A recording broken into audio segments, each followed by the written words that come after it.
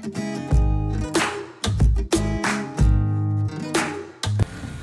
everyone, welcome back to my channel Investor Happy. Halo semua, video kali ini kita akan bahas saham DLKT ya. Tapi sebelum pembahasan kita disclaimer dulu bahwa di sini hanya sebatas berbagi informasi, bukan ajukan untuk beli ataupun jual di emiten yang terkait di video ini. Saham DLKT atau Central Omega Resource ya. Nah ini saham banyaknya di pertambangan guys ya, anak perusahaan di pertambangan semua. Harga saat ini close di 112. Oke, nanti kita akan analisa dari beberapa data ya, dan semoga bisa menambah view data untuk teman-teman semua. Oke, kita lihat dari seasonality dulu.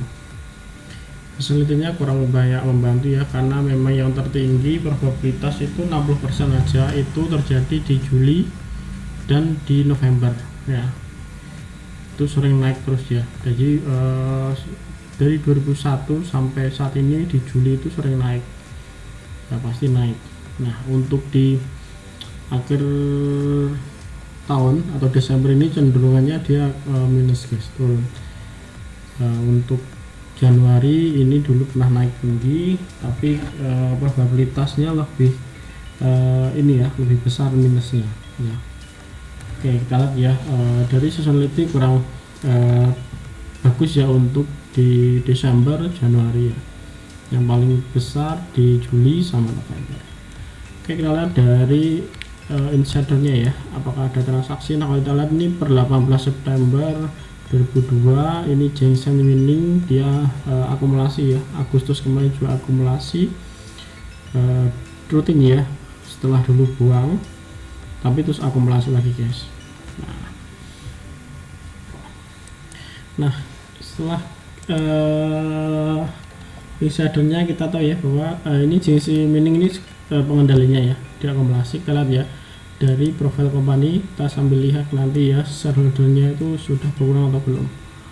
Kita lihat ini rata-rata memang banyak ya, ini setnya di Sulawesi kebanyakan, Konawe ini pertambangan semua ya, jadi DLKT ini lebih ke pertambangan.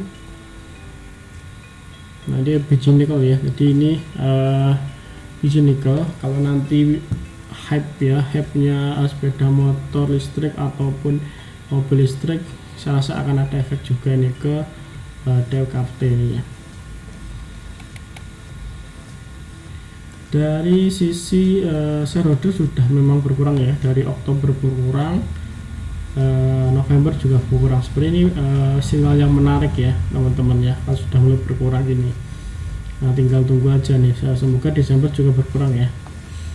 Nah kita lo untuk shareholdernya ini Jeng Seng Mining sekitar 61%, masyarakat Norwarkat ini 33%, treasury dia 2,2%, ada treasury-nya ya. Terus masyarakat Warkat ini sekitar 0,23 ya. Dulu EPO dari 500 teman-teman. Oke, nah kita lihat dari segi laporan keuangan dulu ya. Laporan keuangan ini per kuartal 3 teman-teman ya, kuartal 4 nya belum muncul, dari ini per kuartal 3. Dari segi aset DKFT ini dia punya aset sekitar 2,5 T ya. Kalau kita bandingkan secara year to year di kuartal sama ini ada kenaikan tipis ya, sekitar 200 miliaran, dari sebelumnya 2,3 naik ke 2,5. tapi DLKT ini kurang ideal dari segi liabilitas, ini cukup tinggi liabilitasnya ya. Liabilitasnya ini sekitar 2T atau naik ya, dari sebelumnya 1,9 naik ke 2,09 triliun ya, jadi naik sekitar 100 miliaran untuk liabilitasnya. Jadi ekuitasnya sekitar masih sisa 428 ya, jadi memang cukup besar ya, ini hampir 70% ya untuk likuiditasnya, jadi kurang ideal ya, tapi masih ekuitasnya enggak sampai minus teman-teman ya, masih positif. Kalau kita secara year to year ini masih tumbuh ya, dari sebelumnya 385 miliar naik ke 428 miliar.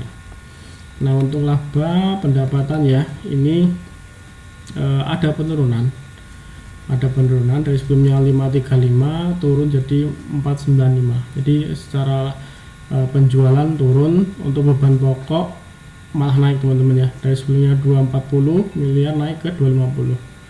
Pendapatannya turun, laba pokoknya naik, jadi otomatis laba kotornya juga akan turun ya teman-teman, sekitar turun 50 miliar dari sebelumnya 294 turun ke 244.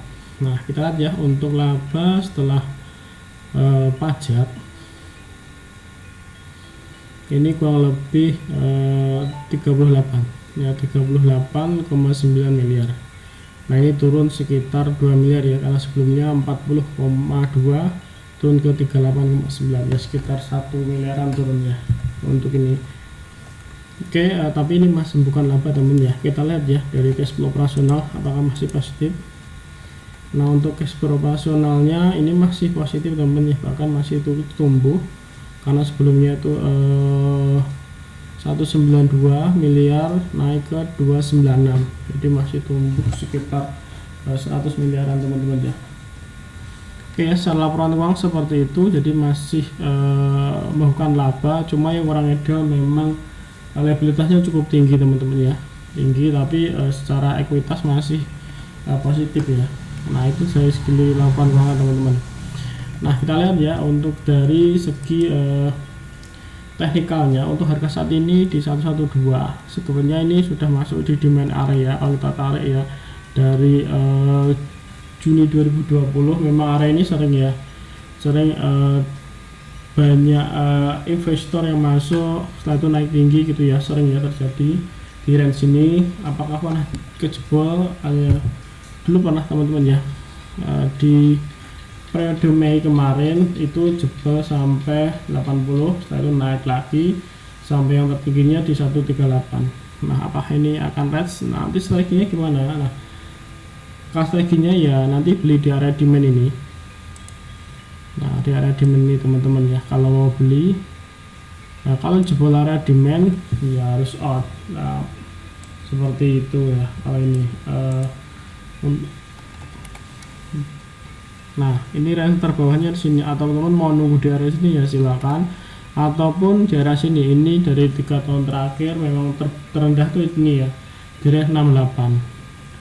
Nah, dan rendahnya kedua ini di range sini sekitar 76an, tapi untuk area demand area di range sini ya, di area 98 sampai area 115an ya, atau 118an. Di range itu sering banyak spekulan masuk, setelah itu dia naik ya.